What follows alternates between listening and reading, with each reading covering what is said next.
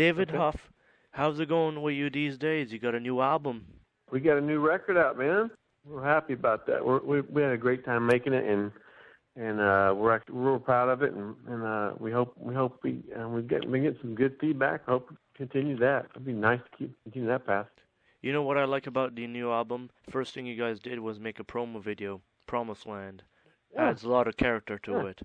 Oh, thanks. Yeah, absolutely. You know, I mean, we did. You know, you talk about the music video or the behind the scenes kind of thing, or both. The music video that I seen. Yeah, well, you know, we've been working with the record label Frontiers, which is a great label, and Serafino's a really good friend of mine.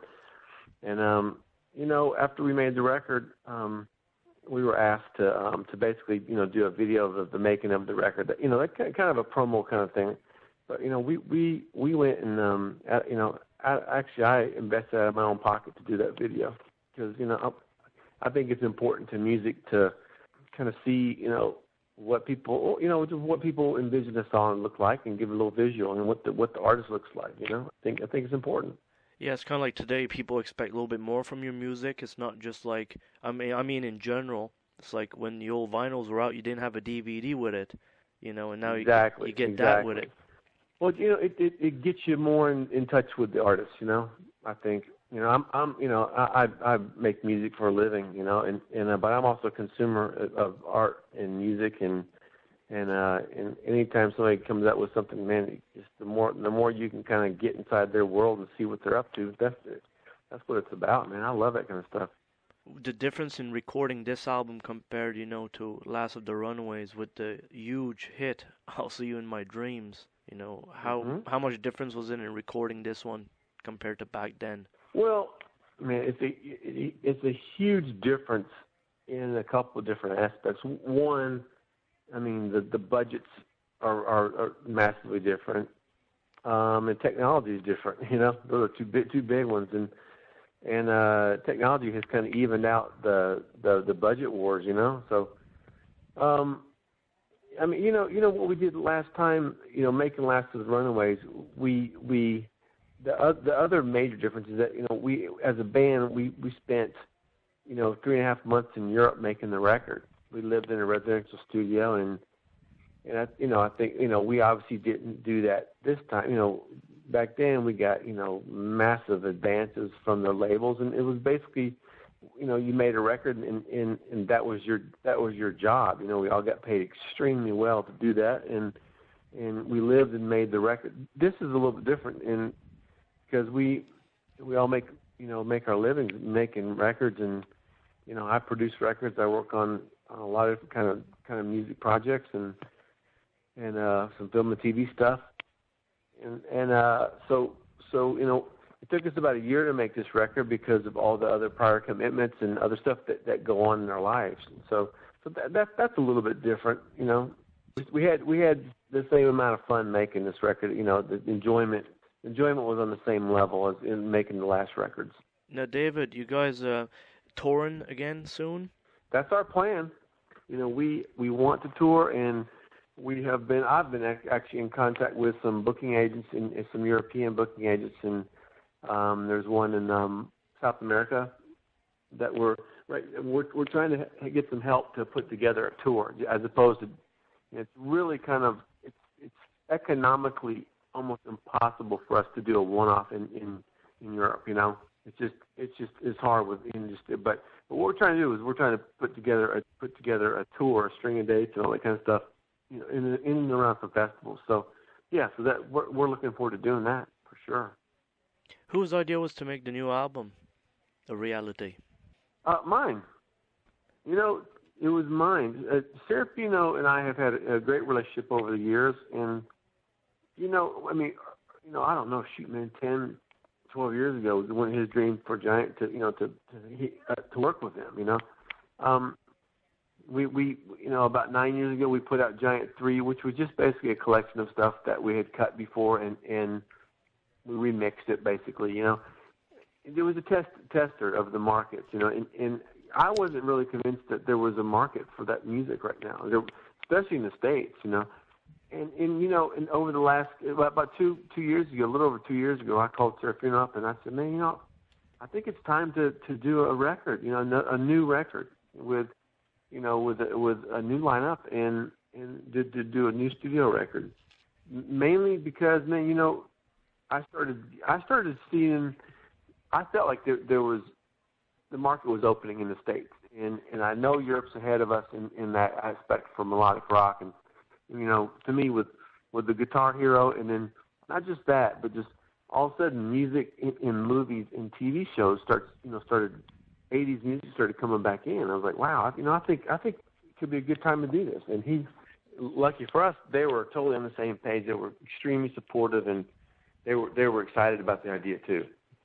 You guys gonna keep it going? Like, you got one now, and possibly 2 years from now, you guys maybe gonna write a new one? Absolutely.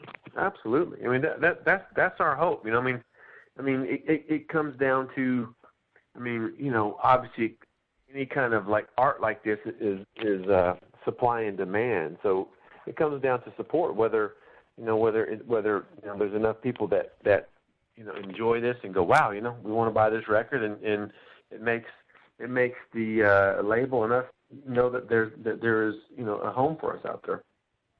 For your drum tracks, when you recorded this album, how many channels did you use? Like, mic'd every drum? Oh, absolutely. Yeah, we had actually more than that, because there's usually 2 or 3.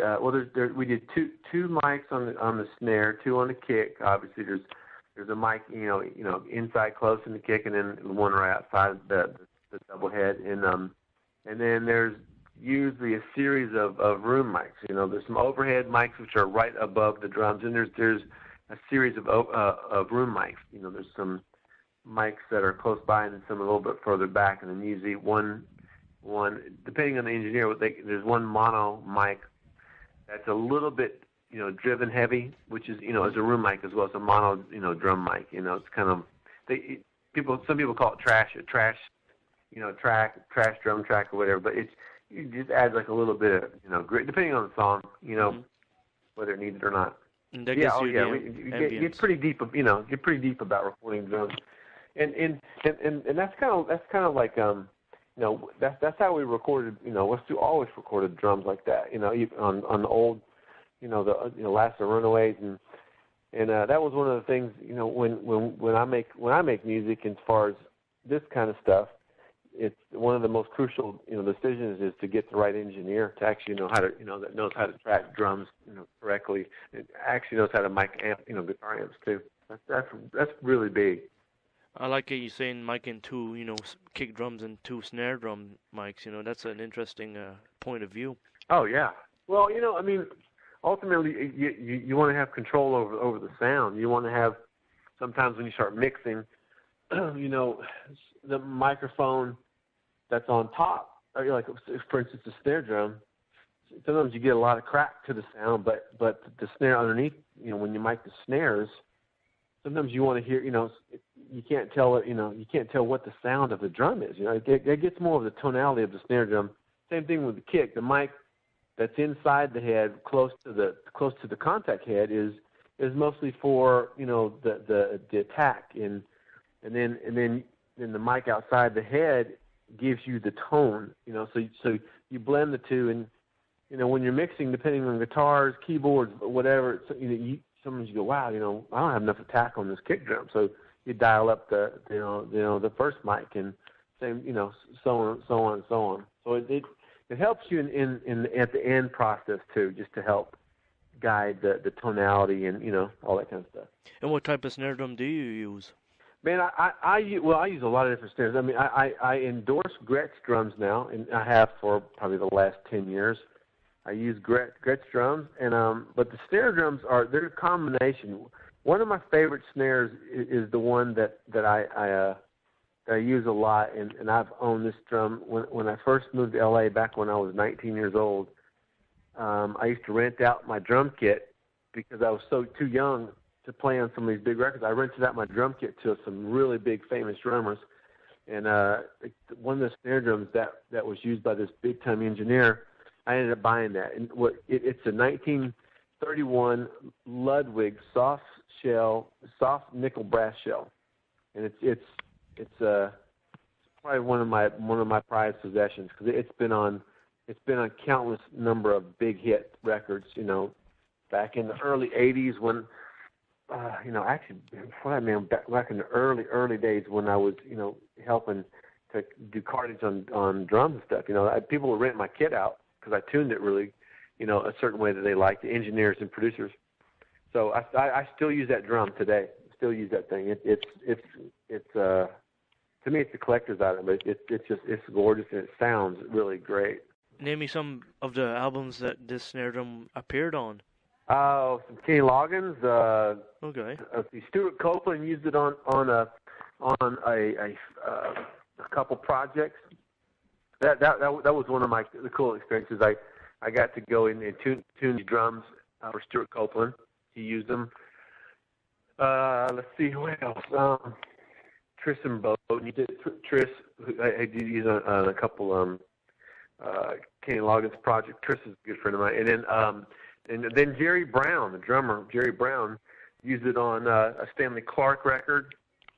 That's just to name a few. It's just a variety of kind of like projects and stuff. So yeah, it's been on a lot. And also I got to be honest, I use that's my favorite snare. But I use some Craviotto snares too. Are you familiar with those? Not necessarily, no. Okay, they're really high end. He used to be associated with DW drums, and okay. He's got his own line of he's got his own drum kit, by the way, Craviotto with a C, Craveto, Craviotto, EATO. Their drums are, man, they're phenomenal drums. They're just. I take it you're a drummer? I'm a drummer and a guitarist and a bassist, so I own my own drum set also. Well, I love it. Well, you know what? You should try. Or get a chance to listen to some Craviotto snare drums, man. You'll freak out. They're pretty awesome. I'm just so impressed. You did the research on the snare drum you had. That you got the date and everything. Oh well, it's funny. Have you ever heard of the drummer Steve Gadd? Yes. Steve called me up one day. I think I'm a drummer.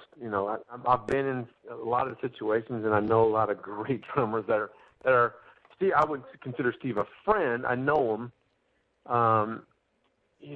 Like Jeff Beccaro was a really close friend of mine. He was a really close friend, a very big influence, but a very close friend. Steve Gadd is a huge influence. I wish he was a close friend. I don't know him that well, but he called me one day. He ended up using that drum. That drum was on some Eric Clapton. It went on a couple dates with Eric Clapton because the guy that set up and tuned all my drum stuff was out with him for a while. Wow. Steve Gadd called me personally one day and said, "Man, hey Dave, I want to buy that. I want to buy that kit. I want to buy that snare drum." And I was like, you know what? I honestly got. I had to say, man, you know what? What an honor to have you call me first. And I can't sell it to you. I can't sell it. It's something that I have such close memories of, just me even starting in the music industry, and something I want to hand down to my kids. I don't know what it means to them, but to me it meant something. And like I said, it's a pretty rare drum. It's a pretty rare one. So yeah, it's like it's like a guy who has a 67 Corvette or something who's fixed it up, and it's kind of hard to part ways with something that you kind of you've grown pretty close to. I'm not married to my drum or anything. I'm not anything weird like that. I just respect it. How about that? A classic like that, you must have total originality coming out, and your distinct sound. Yeah, your instruments are ultimately, it's a collection between the cymbals that you get and the heads you use and all that kind of stuff. And I'm on a lot of different records, not just drum. I play keyboard, I program, and I produce a lot of records. All your gear, everything is an extension of you. If somebody else used the same drum kit, it wouldn't sound the same because you play different, and it's an extension of kind of like who you are and stuff. So yeah, so I pick them carefully. Like guitar tones. You want to have It's all about that guitar that feels right, but it's also about the amp, man. I mean, it's like because your amp sound, the way you hear it and the way you want it to present, the presence and the meat and the thickness of the sound. It's all that stuff, and all that stuff it ends up helping create that unique, distinct sound you have. David Huff, man, it's been a pleasure talking to you about all this stuff because I never imagined, talking about a snare drum so extensively is really interesting. Well, oh man, my pleasure. I mean, I you can probably tell, I mean, music is my passion in life. Period. It's everything. It's I'm so passionate. And I put everything I got into what I do on a daily basis. I work on all sorts of records, man, all sorts of records. I'm working with Australian boy band. They come in tomorrow, as a matter of fact, and I'm working with them. I produce, and I program. I do all the tracks and stuff, and man, I immerse myself into the music, and with this Giant record, even though it took us a little while to make it, it's still, we really put a lot of ourselves into it, and our ultimate goal in that was, we wanted to make good music, and we just hope people that enjoy it. It's freshly out. It's a couple months, so we'll see about that. But I just hope people enjoy it as much as we did making it, and hopefully we can continue making more records with Giant because we love it. We love that kind of music. I miss that kind of music, matter of fact. So that was another reason I called Serafino. I really miss that style of music. I think the popularity is coming back with it also for that genre. Is it the same way up there as it is in the States? Is it? I mean, is Guitar Hero as big up there as it is in the States? You got it, man. You got Rock Band and Guitar Hero, and you go to Walmart, and they're all over the place, and everybody wants them. Oh yeah, man, absolutely. Man, and then all of a sudden that starts creeping into all of the music supervisors in movies. I was out the other day and I saw the movie, what was it, Hot Tub Time Machine, and right. And all these different kind of movies, and all of a sudden this music's playing, and I'm like, wow, listen to that, man. That record still sounds good to this day, and so I'm excited it's coming back around. I mean, that's the real reason that we ended up, kind of disbanding as Giant, because that music went away so fast in the like 92, 93, somewhere around there. That music went away so fast. It was so uncool to be in a melodic rock band, All I can say is thank God that we had all these records to be on, to write, to produce, and to play on, because it was not cool being a rock and roll musician back then.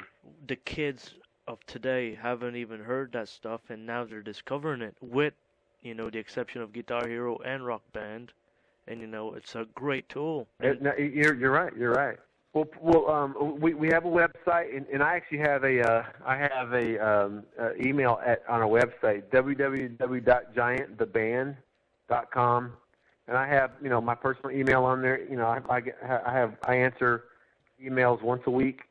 It's right on there. There's a link right on there to email. Anybody that's got any comments or good, bad, or ugly. Hopefully they're good, but anything about they want to know or anything, comments, I appreciate it. Love it.